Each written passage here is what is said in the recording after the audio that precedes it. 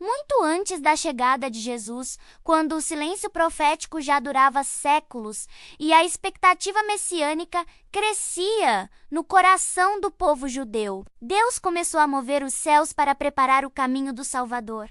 Foi nesse contexto que nasceu João Batista. Mas seu nascimento não foi comum. Ele foi anunciado por um anjo em um templo, diante de um sacerdote incrédulo. Zacarias, seu pai, era um homem justo, casado com Isabel, uma mulher igualmente piedosa, mas estéril e de idade avançada. Ambos já haviam perdido a esperança de ter filhos. Foi então que, em um dia aparentemente comum, enquanto Zacarias realizava seu turno no templo oferecendo incenso, algo extraordinário aconteceu.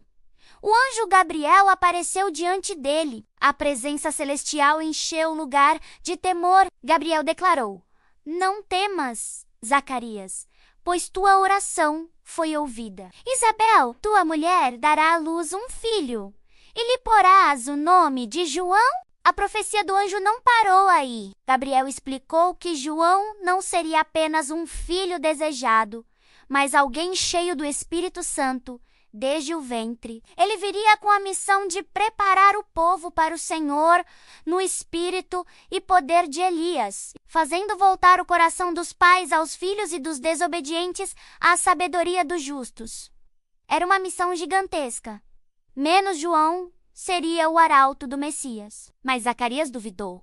"Como saberei isso? Pois eu sou velho e minha mulher também é avançada em idade." O anjo então deu-lhe um sinal. Ele ficaria mudo até o nascimento do menino por não ter crido em suas palavras. E assim foi. Quando Zacarias saiu do templo, não conseguia mais falar. O povo entendeu que ele havia tido uma visão. E em casa, Isabel realmente concebeu. E durante 5 meses se ocultou, dizendo: "Assim me fez o Senhor nos dias em que atentou para mim." 6 meses depois, o mesmo anjo Gabriel foi enviado a uma virgem chamada Maria, prima de Isabel. A conexão entre os dois nascimentos era direta. Maria também conceberia, mas de maneira ainda mais milagrosa, menos pelo Espírito Santo, quando Maria visitou Isabel. Algo surpreendente aconteceu. Ao ouvir a saudação de Maria, João, menos ainda no ventre de Isabel, estremeceu de alegria. Isabel ficou cheia do Espírito Santo e exclamou: "Bendita és tu entre as mulheres, e bendito é o fruto do teu ventre." Era o primeiro encontro entre o precursor e o Messias, ainda no ventre de suas mães. João já reconhecia a presença do Salvador. O nascimento de João foi cercado de maravilhas. Quando chegou o dia de dar-lhe o nome, todos queriam chamá-lo de Zacarias, como o pai. Mas Isabel insistiu: "Seu nome será João." E quando perguntaram a Zacarias, ele escreveu: "O nome dele é João." Imediatamente sua boca se abriu, sua língua se soltou, e ele começou a louvar a Deus. Todos se maravilharam e perguntavam: "Quem será, pois, este menino?" E a mão do Senhor estava com ele. João cresceu forte, espiritualmente sensível, e se retirou para o deserto. Lá, longe das distrações e corrupções de Jerusalém, ele se preparou em silêncio, jejum, oração e solidão. Vestido com peles de camelo, cinto de couro, alimentando-se de gafanhotos e mel silvestre, João encarnava o estilo dos antigos profetas. Ele não era um sacerdote como seu pai, nem um fariseu. Era uma voz que clamava no deserto. Quando chegou a hora certa, Deus o enviou para pregar. Sua mensagem era direta, cortante, urgente: "Arrependei-vos, porque é chegado o reino dos céus." O povo de Jerusalém, da Judeia e de toda a região do Jordão ia até ele, confessava os pecados e era batizado nas águas do rio. Era o início de um movimento de transformação espiritual sem precedentes. Mas João não fazia concessões. Ele não tinha medo dos religiosos. Quando os fariseus e saduceus vinham observá-lo, ele os confrontava: "Raça de víboras! Quem vos ensinou a fugir da ira futura? Produzi, pois, frutos dignos de arrependimento." Ele sabia que não bastava ter o título de filho de Abraão. Era preciso nascer de novo, ser purificado. Sua ousadia atraiu multidões, mas também incomodou os poderosos. Seu batismo não era apenas um ritual, era um chamado à conversão total. E então, um dia, no auge de seu ministério, algo surpreendente aconteceu. No meio da multidão, entre pecadores e soldados, surgiu um homem comum, com aparência humilde. Era Jesus. João reconheceu imediatamente.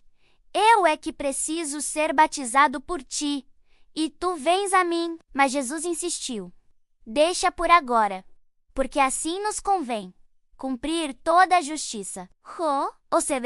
E quando batizou Jesus, os céus se abriram, o Espírito Santo desceu como pomba e uma voz bradou: Este é o meu filho amado, em quem me comprazo. João havia cumprido seu propósito, preparar o caminho do Senhor. A partir daquele momento, João começou a diminuir. Ele mesmo disse: É necessário que ele cresça e que eu diminua. Sua missão estava se encerrando. Ele continuava pregando, mas agora apontava sempre para Jesus.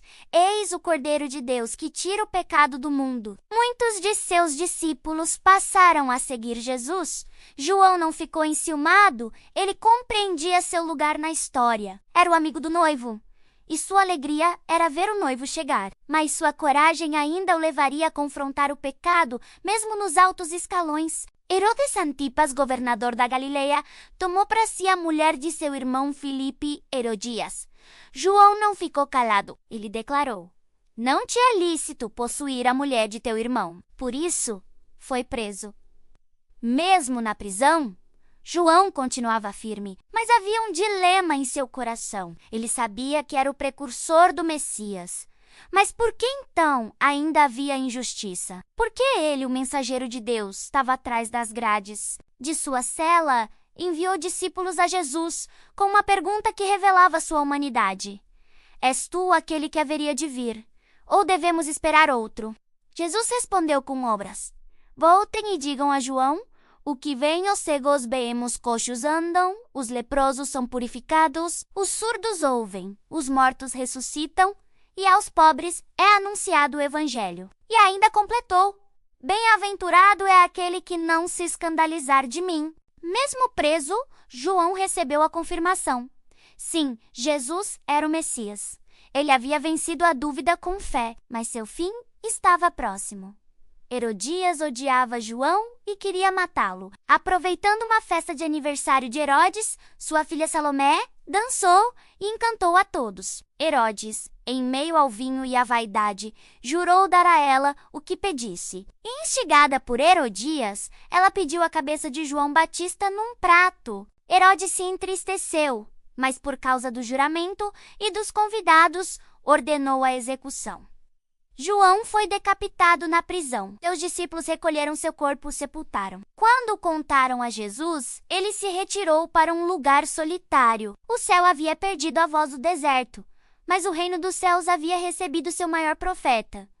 João Batista foi mais do que um pregador. Ele foi o divisor de eras, o último dos profetas do Antigo Testamento e o primeiro a anunciar o Cristo de forma direta. Jesus disse sobre ele: Entre os nascidos de mulher, não surgiu ninguém maior do que João Batista. Mas também acrescentou: Contudo, o menor no reino dos céus é maior do que ele. Isso não era uma crítica, mas uma revelação.